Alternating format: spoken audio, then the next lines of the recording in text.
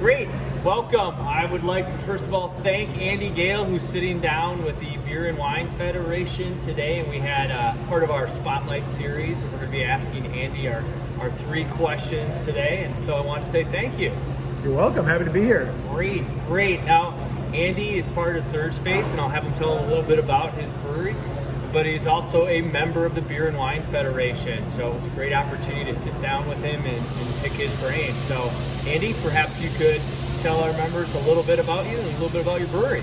Yeah, so I'm one of the co-founders and the president of Third Space Brewing here in Milwaukee, Wisconsin.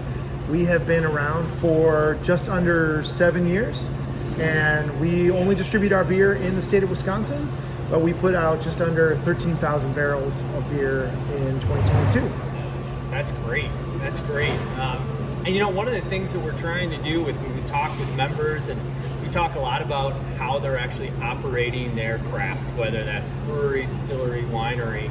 And so one of the questions I always have for them is, what are some of the challenges that you're facing? And when you're operating this great place that we're sitting in here today, that's been in business now for 7 years, I really want to focus on what are some of the things that you see either for your place or maybe it's for the industry this year.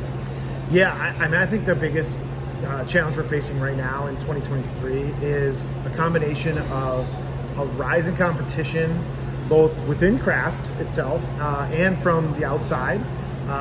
It's a lot harder these days to sell your product in the marketplace than it was 7 years ago when we started, and certainly harder than it was 20 years ago when some of the OG craft brewers got started. So, rise of competition is making it more challenging to get the sales we're looking for, but that's also happening while we're facing rising costs. And so our margins are getting thinner and thinner without the ability to grow sales at, those double-digit rates that some of us were seeing in the early days that we opened. So that makes it really challenging.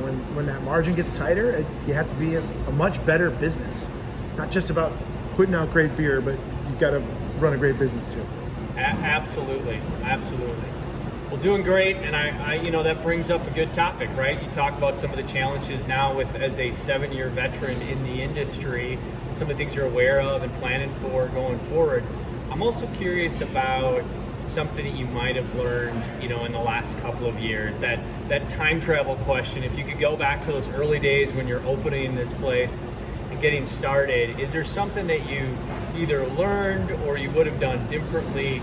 Because we have some members who are just that starting off. They're in year 2, year 3, and something helpful for them or something that you wish you guys knew early on.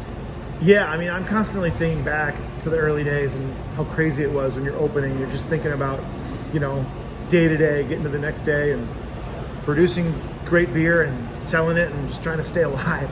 And what I wish I'd thought more about at that time was the long-term strategic planning and even the short-term planning, just, forecasting out a year's worth of sales and what you think you're going to do, and then, holding yourself accountable to that, being willing to adjust your plans as needed, but really sitting down and putting together a plan, and then looking at where am I going to be next year, where am I going to be the year after that, and then looking at the numbers and tracking it. I think we got so caught up in the early days with just like sell, brew, sell, and the business plan we wrote got put back in a drawer and hasn't been looked at since. And nowadays we're spending a lot more time, sitting down and actually like planning out the business and tracking our progress and setting goals and then, reevaluating them as we need to. And it's really helped our business a ton as things have gotten more competitive and margins have gotten thinner. That's great. I appreciate that. And I know I said only 3 questions, but I lied. I got one more for you. And I'm going to take the lid off of the business question. So it was great, talking about some of the challenges, some of the look back, some of the things you guys are doing today to operate. Now, one thing that you're just excited about for this year, and you can go take it anywhere you want, something that you guys are doing here and might be able to share that's just an exciting thing for this year. Yeah, curveball on me, Dan. At this time of year, I don't know when you're going to air this, but we're getting excited for summer around here in Wisconsin.